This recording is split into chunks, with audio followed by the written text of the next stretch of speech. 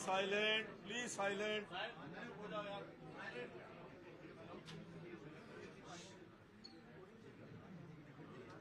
मैं नायब सिंह जो हरियाणा विधानसभा के लिए सदस्य निर्वाचित हुआ हूँ, ईश्वर की शपथ लेता हूँ कि मैं विधि द्वारा स्थापित भारत के संविधान के प्रति श्रद्धा और निष्ठा रखूँगा, भारत की प्रभुता तथा अखंडता को बनाए रखूँगा तथा जिस पद को मैं ग्रहण करने वाला हूँ उसके कर्तव्यों का श्रद्धापूर्वक निर्वहन करूँगा।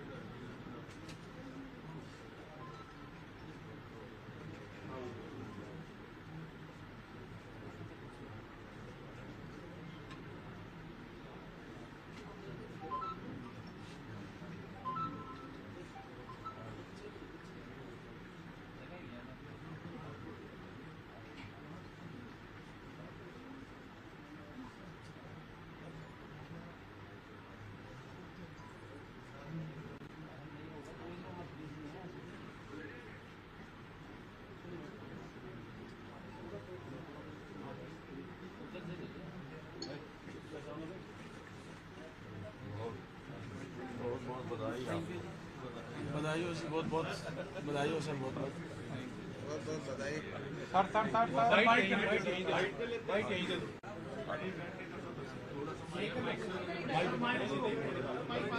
कोई बात नहीं सर, आ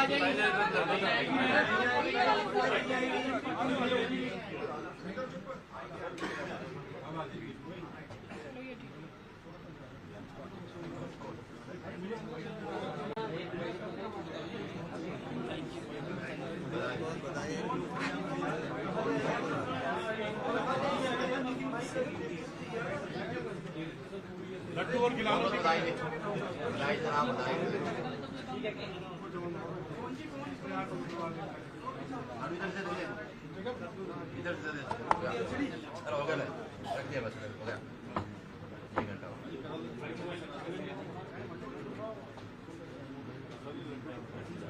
मिठाई खिला दो।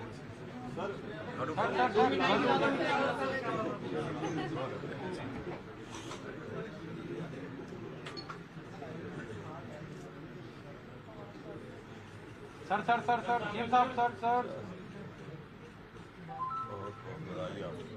मैं खड़ा था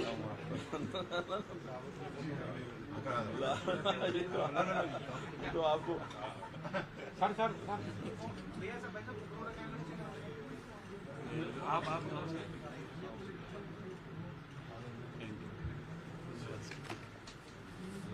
रख दो जी, कोई बात नहीं। चलाओ सबको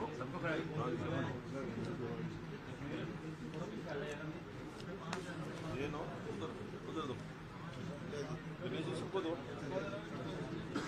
सीएम साहब एक बार फिर से विधायक बन गए हैं और मुख्यमंत्री भी साथ ही, कैसा फील कर रहे हैं और क्या कहें? करनाल के लोगों का मैं दिल से धन्यवाद करता हूं। ये एक बड़ा विश्वास करनाल के लोगों ने व्यक्त किया है और करनाल के लोगों ने इस बात के ऊपर भी मोहर लगाई है कि अक्टूबर में जो विधानसभा के चुनाव होने वाले हैं,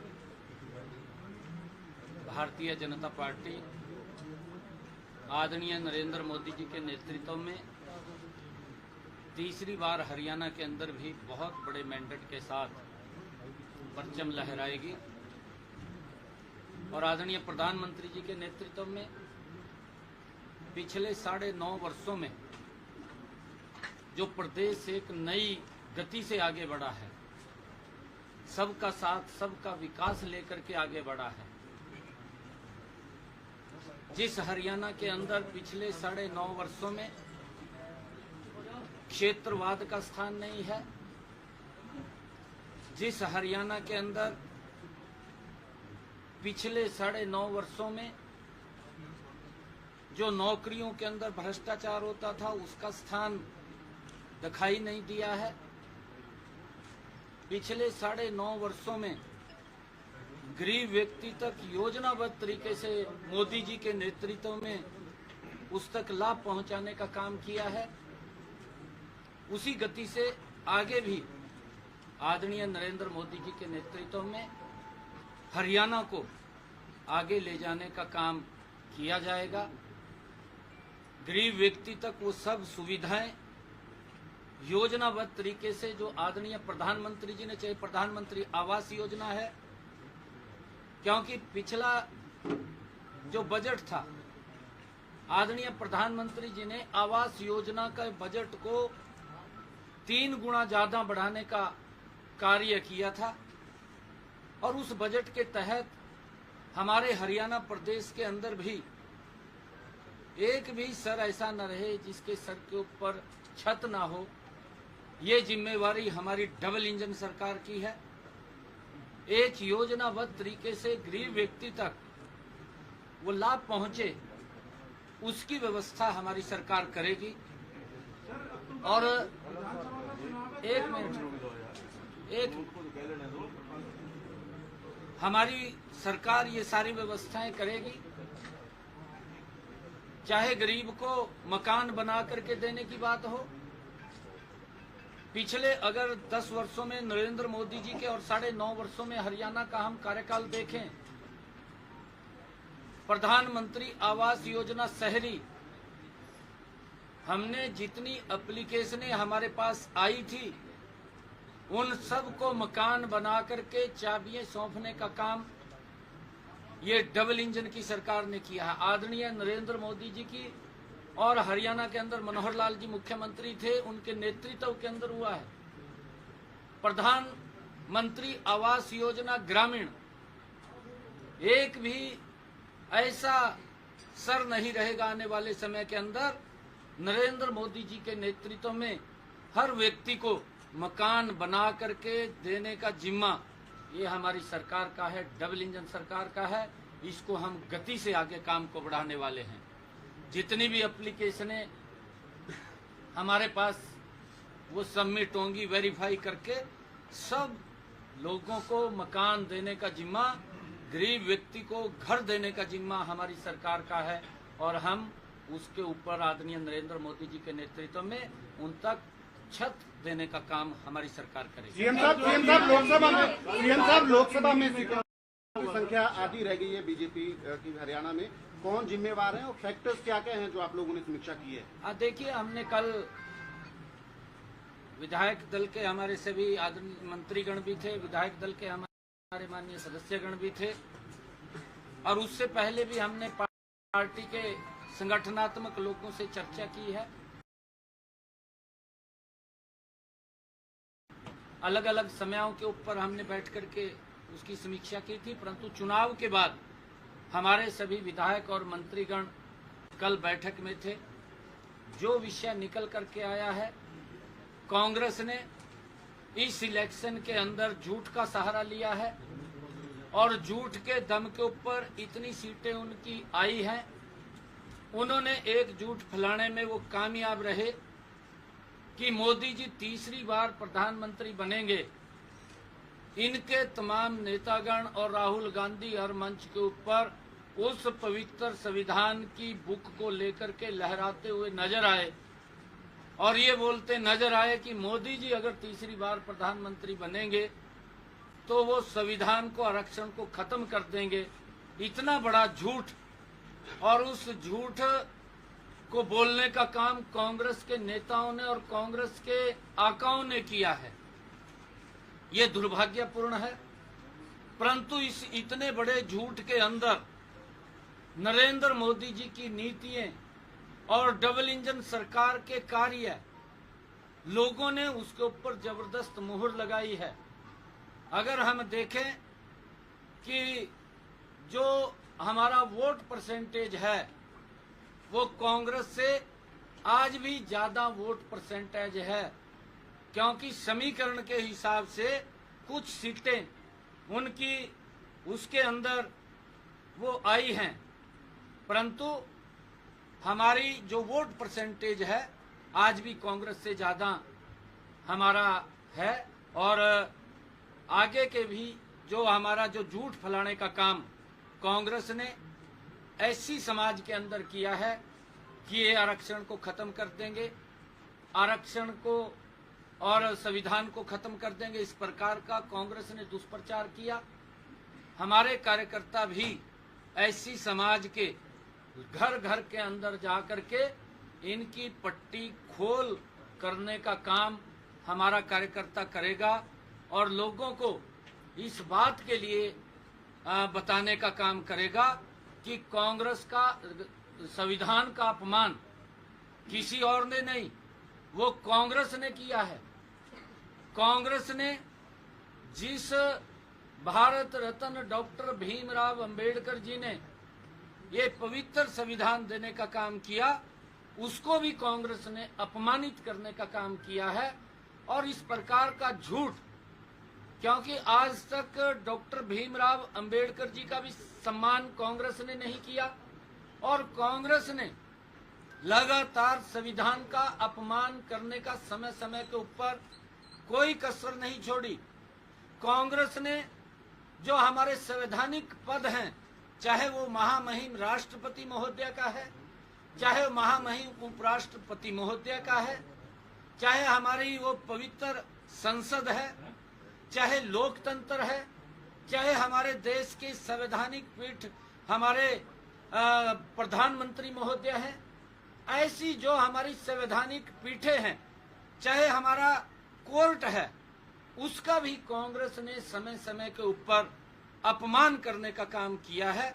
अगर आप लोग देखेंगे इनके डीएनए के अंदर इन संस्थाओं का, जो इस देश की गरिमामयी संस्थाएं हैं और जो पवित्र संविधान डॉक्टर भीमराव अंबेडकर जी ने दिया, उन सब का अपमान ये कांग्रेस पार्टी ने किया है।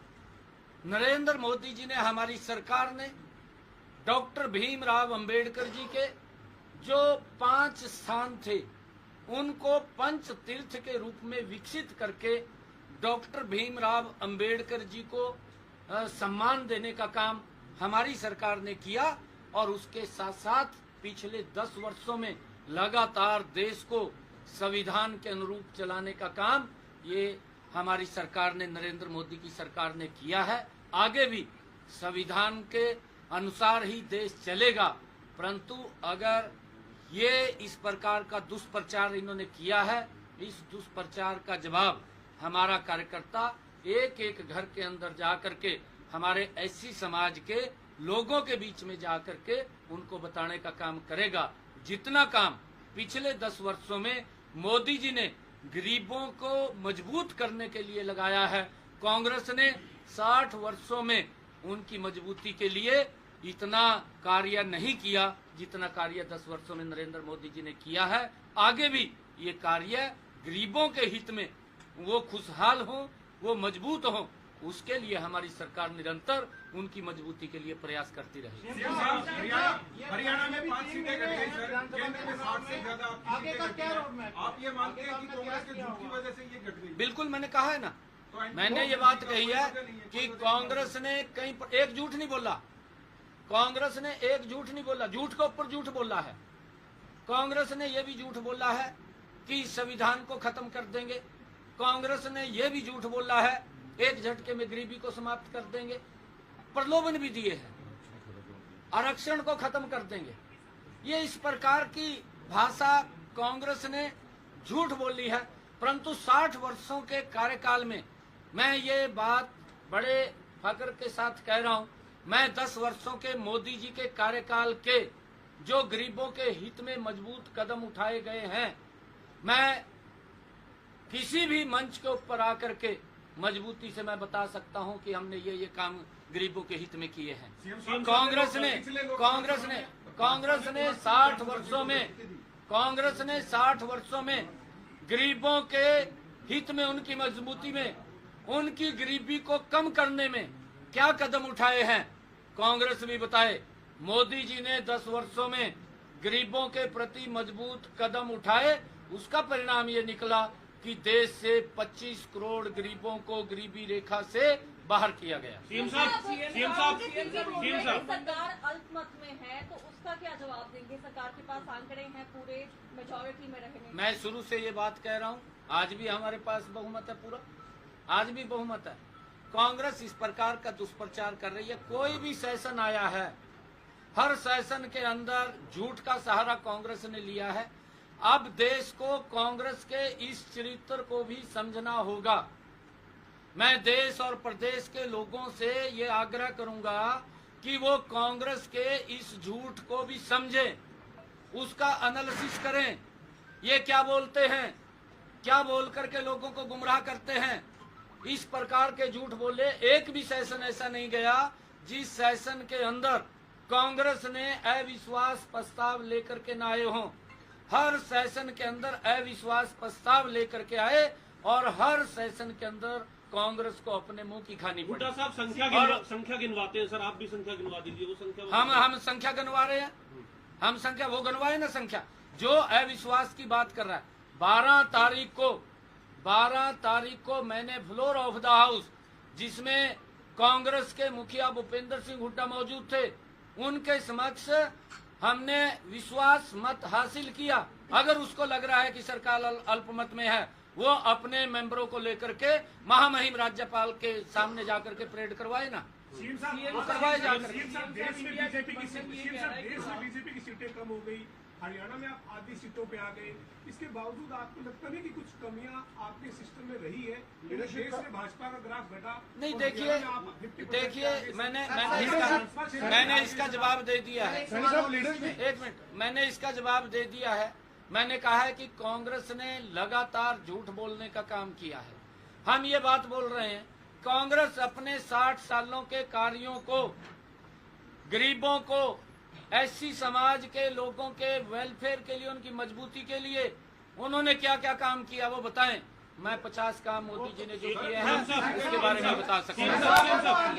आपने कहा था कि 4 तारीख के बाद जो तमाम कार्यकर्ता हैं वो अधिकारियों को आपने साफ निर्देश दिए थे कि 4 जून के बाद जो हमारे कार्यकर्ता अनसुनी की गई तो अब उनकी खैर ये बिल्कुल, ये मैं आज भी ये बात कह रहा हूँ। हमारा कार्यकर्ता चौधरी है, वो स्वाभिमानी कार्यकर्ता है, वो कोई गलत काम ना करता है ना करवाता है। हमारा कार्यकर्ता कभी भी कोई गलत काम नहीं करवाता, ना वो करवाता है।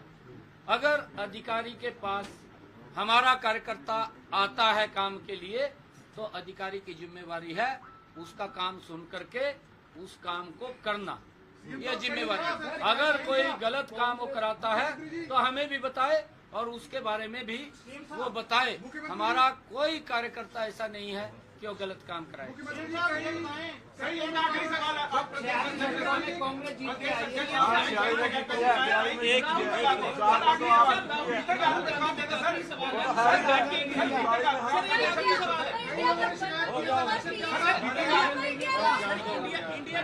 कांग्रेस